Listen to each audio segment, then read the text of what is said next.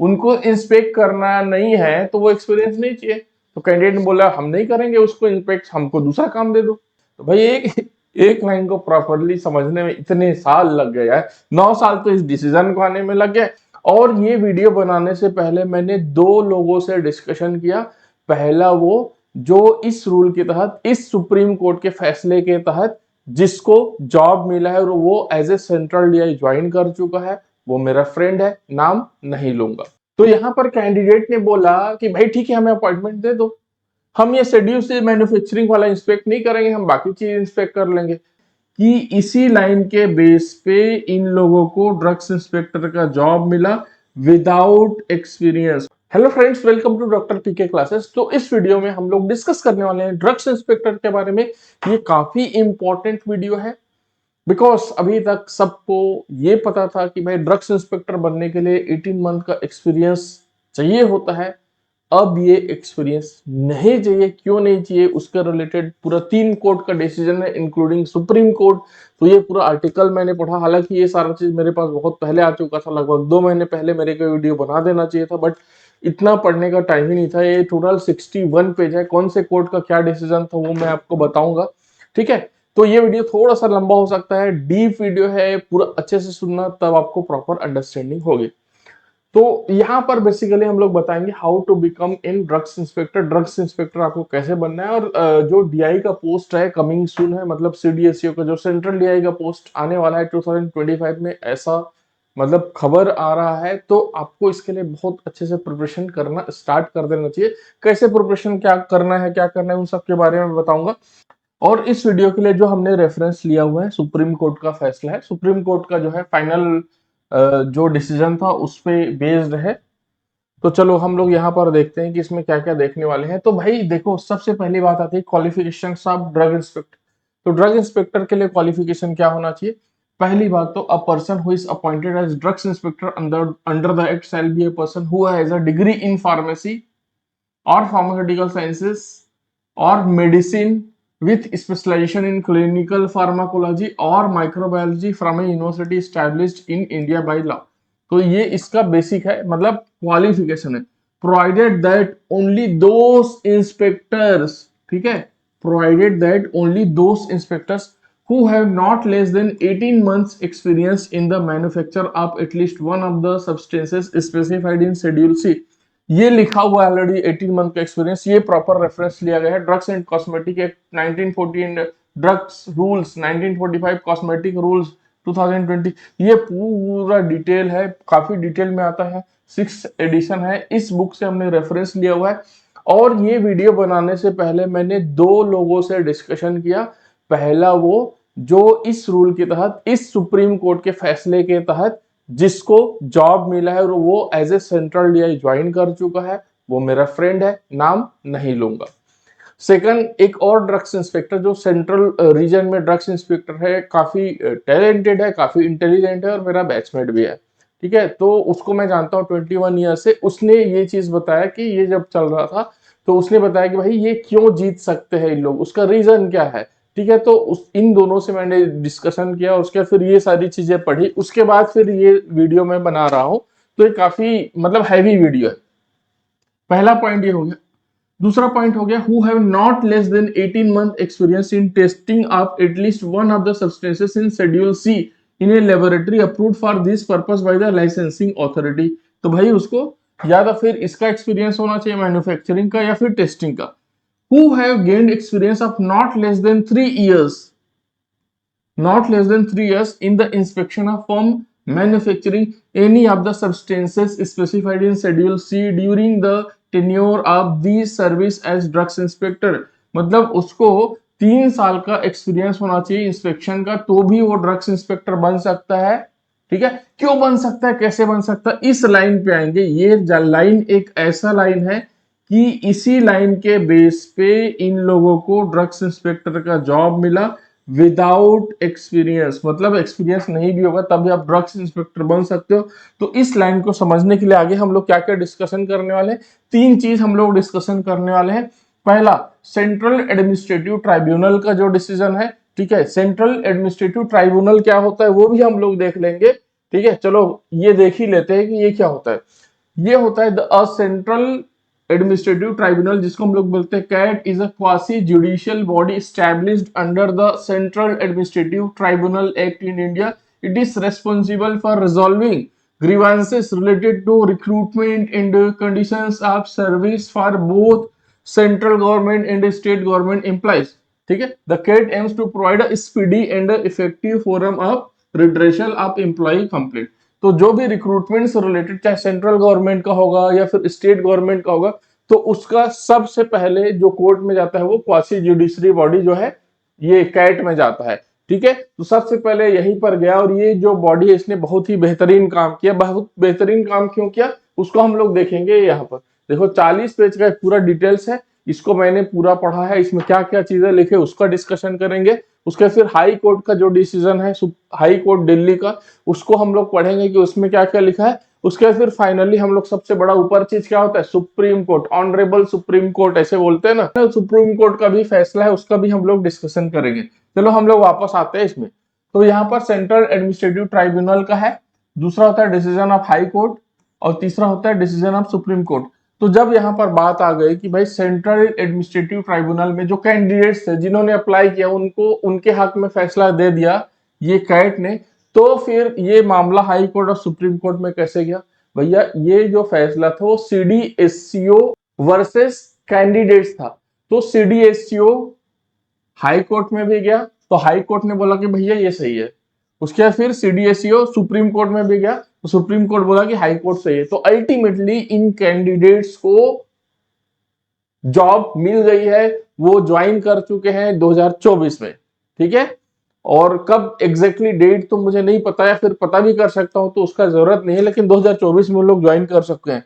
तो यहाँ पर इन तीन चीजों का हम लोग डिस्कशन करेंगे, सेंट्रल एडमिनिस्ट्रेटिव ट्राइब्यूनल का, उसके बाद फिर decision of high court of Delhi, उसके बाद फिर तीसरा है सुप्रीम कोर्ट का. तो चलो भाई चलते हैं एक एक करके पूरी स्टोरी सुनते हैं. तो सबसे पहले यहां पर देखते हैं हम लोग इसका कैट का reserve date on 15/1/2018, pronounced on 22/3/2018. ठीक है. चलो तो 2018 में इसकी शुरुआत हुई और इसमें क्या होगा, इसमें बहुत सारे जो एप्लीकेंट है, कैंडिडेट है, उनको लेकर के उन्होंने जो है केस फाइल किया था, उसके अगेंस्ट में फिर ये सारी चीजें चली. तो निधि पांडे हैं एक, उन्होंने किया था. ऐसे और बहुत सारे लोग हैं, लेकिन इसमें फर्स्ट नाम निधि पांडे का है, तो इन्हीं को प्रॉपरली एड्रेस करके किया गया. बाकी जो भी फैसला आएगा वो सबके लिए ऐसा कॉमनली लिखा गया है. Versus union public service commission, क्योंकि जो सीडीएससीओ ने यूपीएससी को दिया था कि भाई आप एग्जाम कंडक्ट कराओ, उसका फिर जो रिक्रूटमेंट होगा उस रिक्रूटमेंट का जो भी रिजल्ट होगा वो हमें दो, उसके हिसाब से हम रिक्रूटमेंट करेंगे. तो यहाँ पर जो रेस्पोंडेंट है वो है यूपीएससी है और दूसरा डायरेक्टर जनरल सीडीएससीओ. ठीक है. तो स्टार्टिंग में देखोगे तो ये सारे कैंडिडेट्स के नाम है. इन सब का जो पीडीएफ का लिंक है, लिंक नहीं पीडीएफ का लिंक नहीं, मेरे पास तो प्रॉपर पीडीएफ है. ये सेम पीडीएफ आपको गूगल ड्राइव में अपलोड करके मैं इस वीडियो के डिस्क्रिप्शन में डाल दूंगा. वहां पर से डाउनलोड करके इसको पूरा प्रिंट आउट निकाल करके फिर सॉफ्ट कॉपी में पूरा पढ़ना है, पढ़ लेना. मैं यहाँ पर जो मेन चीज है वही बताऊंगा आपको. ठीक है. तो ये सारे कैंडिडेट्स के नाम है. कैंडिडेट्स के नाम को ऊपर भगाते हैं. अब हम यहाँ पर देखते हैं order. Justice Pramod Kohli, Chairman. The issue being common, all these OS were heard and are being decided by this common order. Facts are being noticed from OA number this one. ठीक है. तो कहा जा रहा है कि भैया सबकी बात हमने सुनी और ये एक नोटिस हम लोग दे रहे हैं. सबका बात सुनने के बाद ये कॉमन ऑर्डर है, ये सबको अप्लाई करना है. द रेस्पोंडेंट नंबर 1 जिसमें आता है union public service commission UPSC, ये क्या करता है कि ये एक इशू किया था एडवर्टीजमेंट नंबर दिस दैट जो भी है, ये 28 फरवरी से 6 मार्च 2015 के बीच में एम्प्लॉयमेंट न्यूज में ये एडवर्टीजमेंट आया था. इसमें 147 पोस्ट आए थे. 147 पोस्ट में से 3 परमानेंट थे और जो बाकी 144 थे वो टेम्पररी थे और लाइकली टू बी परमानेंट थे. ठीक है. उसके बाद फिर ये जो सीडीएससीओ है इसमें वैकेंसी है in the ministry of health and family welfare. Out of 147 post 3 post were permanent and remaining 144 are temporary. वही जो मैंने बताया वही चीज है. इसमें सीट्स का डिस्ट्रीब्यूशन इस तरीके से था 78, 38, 13, 13। अब आगे चलते हैं। Examination to be conducted on 26/7/2015, 26 जुलाई 2015 को एग्जाम कंडक्ट हुआ। मतलब आज से 9 साल पहले, ठीक है, आज से 9 साल पहले, सोचो कितना दिन लग गया। Similarly applicants in other were also issued admit cards and this that, जो भी है। The result of the exam are declared and notified on the website of respondent number 1, ठीक है। यूपीएससी ने जो रिजल्ट जो डिक्लेयर किया 16/9/2015 को रिजल्ट दे दिया इसका। चलो अब आगे चलते हैं। रिजल्ट दे दिया तो applicant having been short listed submitted all the requisite documents as per the notice dated 16/9/2015। उसमें कहा कि भैया 16/9/2015 तक आप लोग जितने लोग भी क्वालिफाइड हो सब लोग अपना डॉक्यूमेंट सबमिट करो, जो भी तुमको चाहिए, जो भी एकेडमिक क्वालिफिकेशन का है, एक्सपीरियंस का, सब कुछ, ठीक है। और उसके बाद फिर applicant received an email dated 8/7/2016, 2015 में सबमिट करने के बाद 8 जुलाई 2016 को उनको रिसीव हुआ मेल रेस्पोंडेंट नंबर 1 से। एप्लीकेंट मतलब जो कैंडिडेट से जिन्होंने एग्जाम दिया, रेस्पोंडेंट मतलब सीडीएससीओ या फिर आपका यूपीएससी से। कैंसिलेशन ऑफ हर कैंडिडेचर, तो यहाँ पर जो फर्स्ट कैंडिडेट है उनको एड्रेस किया जा रहा है कि भाई तुम्हारा जो कैंडिडेचर है वो कैंसिल किया जाता है। उसका रीजन क्या है? रीजन यहाँ पर है lack of essential experience in any of the below mentioned condition. उसमें बोला कि भैया 18 महीने का एक्सपीरियंस नहीं है, या फिर आपको टेस्टिंग में एक्सपीरियंस नहीं है 18 महीने का, या तो फिर 3 साल का इंस्पेक्शन का एक्सपीरियंस नहीं है, तो आपका कैंडिडेचर हम लोग कैंसिल कर देते हैं, ठीक है। उसके फिर उनको जो एक्सपीरियंस था नहीं था, कहां पर था, क्या था, उसके बारे में सारी चीजें लिखी है। तो वो मेन नहीं है, मेन हमारे काम का बात करते हैं कि भाई एक्सपीरियंस चाहिए कि नहीं चाहिए, ठीक है। ये सारी चीजें वही लिखी हुई है, उसी का डिटेल में बार बार अलग अलग लिखा हुआ है। हाँ, अब 29 नंबर पेज में चलना होगा हमें। हाँ, यहाँ पर देखो, यहाँ पर लिखा हुआ है for the post of inspector the essential qualification as prescribed under the notification are as under. Essential degree in pharmacy और फार्मास्यूटिकल साइंसेस और मेडिसिन, जो वहां पर हमने पढ़ा वही सेम चीज है, ये भी सेम है, ये भी सेम है, ये भी सेम है, इसमें कोई दिक्कत नहीं है। चलो अब आगे चलते हैं। In para 18 of the counter affidavit reference is made to lack of requisite experience in the manufacture of at least one of the substances specified in schedule C to be drugs under this one act, ठीक है। तो वहां पर experience कम ऐसा बताया गया है। अब देखो, the applicants have heavily relied upon the judgment of Kuldeep Singh and others supra wherein proviso to rule 49। मतलब ये कुलदीप सिंह एंड अदर्स का इलाहाबाद हाई कोर्ट में ऑलरेडी केस चला था और ये शायद जीते होंगे, ठीक है। सेम रिलेटेड केस पहले भी हो चुका है। Drugs and cosmetic rule 1945 has been interpreted considering the language of the proviso समझना। It has been held that the experience envisages under the proviso is only to enable a drug inspector to inspect the manufacture of substance mentioned in the Schedule C, and it is not an essential qualification eligibility condition for purpose of appointment। तो यहां पर क्या बोल रहा है कि जो drug inspector इन सब एक्सपीरियंस को धारण करता है, मतलब 18 महीने का उसको मैन्युफैक्चरिंग या फिर टेस्टिंग का एक्सपीरियंस से डीएलसी वाला जो भी लिखा हुआ है, या फिर 3 साल का एक्सपीरियंस हो क्या इंस्पेक्शन का, वो क्या कर सकता है, वो क्या कर सकता है बता रहा हूं, इसको पढ़ो।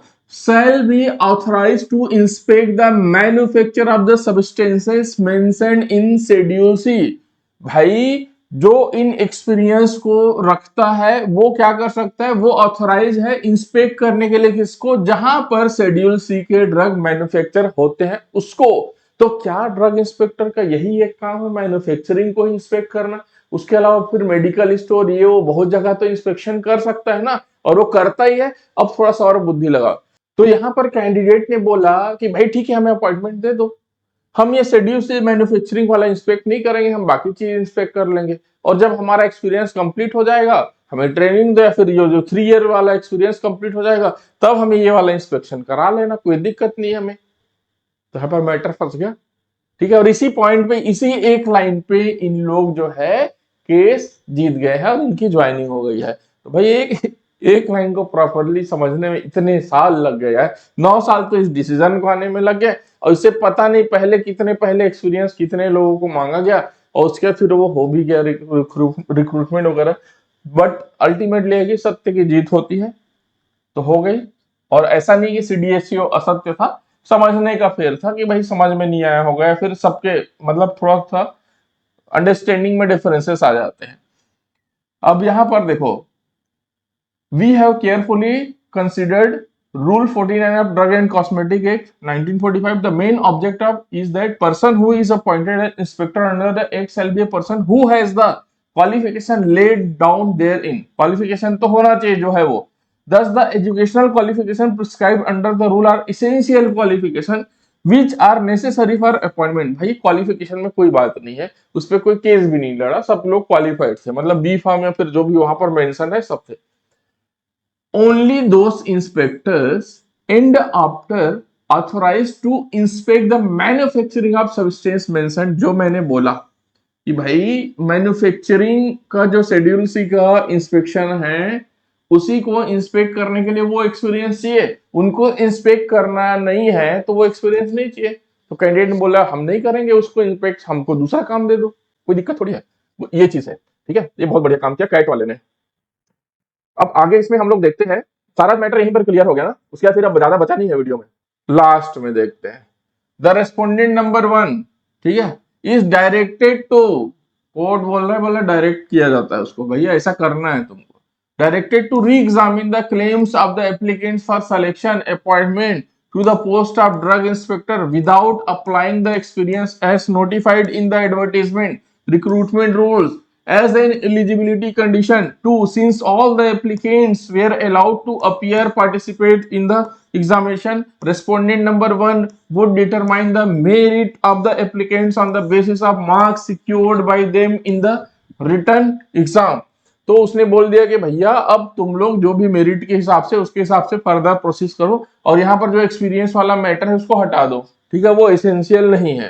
ठीक है, examination and interview and such of the applicants who come within the merit secured more marks than the cut-off marks would be recommended for appointment within a period of 2 months from the date of receipt of copy of this order. ठीक है भाई, इस copy को receive करने के 2 महीने के भीतर भीतर तुमको क्या करना है, तुमको ये प्रोसेस करना है, इनका इंटरव्यू वगैरह जो भी लेकर के मेरिट निकालना है और इसको अपॉइंटमेंट करना है। ठीक है, तो अब ये जब ये चीज हुआ कि 2 महीने के अंदर में करना है, तो अब या तो तुम्हारा भैया सीडीएसयू इनको रिक्रूट कर देता, या तो फिर दूसरा अपना रास्ता अपनाता। तो दूसरा क्या, वो हाई कोर्ट। ठीक है, हाई कोर्ट पहुंच गया। ये डेट ऑफ जजमेंट जो है 18 तारीख को आया है, इसका जजमेंट 18 फरवरी 2020 को। अब इसमें सीधा जजमेंट हम लोग देखते हैं क्या आया है, हाई कोर्ट ने क्या बोला है। ठीक, इसको पढ़ना है, 19 पेज का है, पढ़ लेना, मैं अटैच कर दूंगा। सत्यमेव जयते लिखा रहता है ना, देखो सत्यमेव जयते होती है भाई, सत्य की जय। In our view, therefore, the tribunal has correctly analyzed the position based upon the interpretation given in the judgment of the full bench of the Allahabad High Court and has correctly addressed the matter. उसने बोला कि भैया जो tribunal वाले थे, cat वाले, उन लोगों ने सही बोला है और तुम उसके हिसाब से चलो। अब क्या बोले कि सुप्रीम कोर्ट के पास पहुंच गए कौन, सीडीएससी वाले। चलो भैया सुप्रीम कोर्ट में चलते हैं। ठीक है, यहां पर डेट दिया गया है 5/4/2021 का। This petitioners where called on for hearing today. इस दिन हियरिंग हुई। तो सुप्रीम कोर्ट ने क्या लिखा, सुप्रीम कोर्ट ने लिखा we are not inclined to interfere with the orders pass by the high court. High court ने जो ऑर्डर पास किया है उसके ऑर्डर में हम लोग कोई इंटरफियर नहीं करते हैं। The special leave petitioners are dismissed. बोला कि भैया तुम्हारा क्या dismiss, pending applicants if any shall stand disposed of. ठीक है, तो अल्टीमेटली इस तरीके से आ गया भैया कोर्ट का फैसला। ठीक है, और जीत हो गए कैंडिडेट्स की, वो लोग ज्वाइन कर चुके हैं।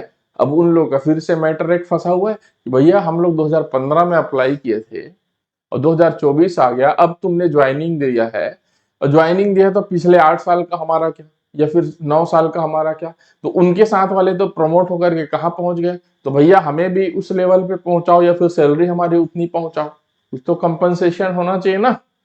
तो उसकी लड़ाई है, प्रॉब्ली उसको भी उन लोग जीत जाएंगे। तो ये है ड्रग्स इंस्पेक्टर की कहानी। तो इसका मतलब ये हुआ कि फ्यूचर में कोई भी ड्रग्स इंस्पेक्टर का पोजीशन आता है और वहां पर ये लिखा जाता है कि तुमको 18 महीने का चाहिए एक्सपीरियंस, एग्जाम चुपचाप दे देना, तुम मेरिट में आओ, और तुमको वो एक्सपीरियंस के बेसिस पे हटाया जाता है। तो इसका ये चीज लेकर के तुम क्या कर दोगे, कोर्ट में केस कर दोगे, फिर तुम भी जीत जाओगे। वैसे मुझे नहीं लगता कि अभी सब आने के बाद वो एक्सपीरियंस वाला एसेंशियल रह जाएगा, डिजायरेबल हो सकता है, एसेंशियल नहीं होगा। चलो, तो ये सारी चीजें हैं। और यदि आपको ड्रग्स इंस्पेक्टर के लिए बहुत प्रिपरेशन करना है, चूंकि 2025 में ड्रग्स इंस्पेक्टर का पोजीशन आने वाला है और ये एक्सपीरियंस वाला चीज हट चुका है, तो जितने भी पोजीशन आएंगे उसमें सब लोग कूद पड़ेंगे। मतलब वो नाइपर, जीपेट, अंडर 10, अंडर 100 सब कूदेंगे।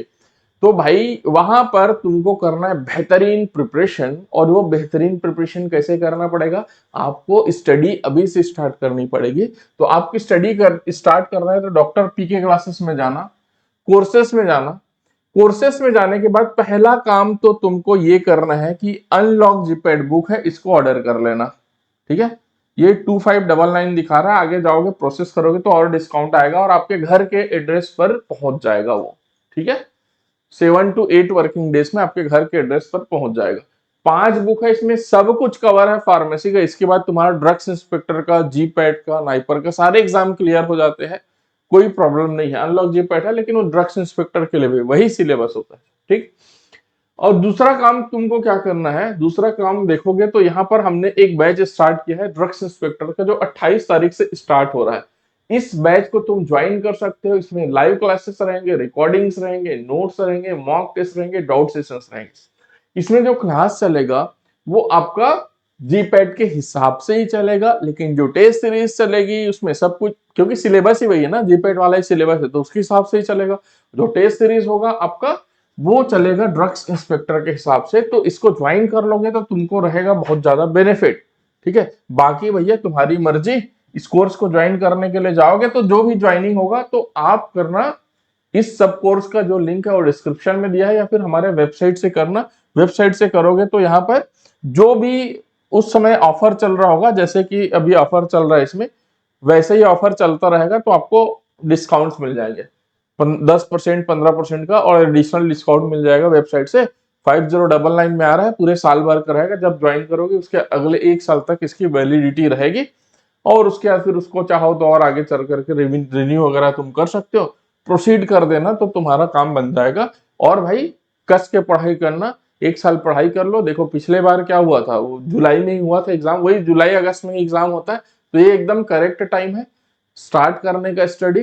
तो ये स्टडी करने के लिए करेक्ट टाइम है। और तुम ऐसा सोचते हो कि भाई मेरा जब फॉर्म आएगा, फॉर्म भरूंगा, उसके बाद पढ़ना चालू करूंगा, तो नहीं हो पाएगा यार। पूरा इतना बड़ा सिलेबस है और उसमें आपको एकदम टॉप में स्कोर मारना है भाई, क्योंकि ड्रग्स इंस्पेक्टर तो हर कोई बनना चाह रहा है, तुमको भी बनना है। ठीक है, तो देख लो अब अपना क्या करना है। तो इस वीडियो में इतना ही। Thank you so much.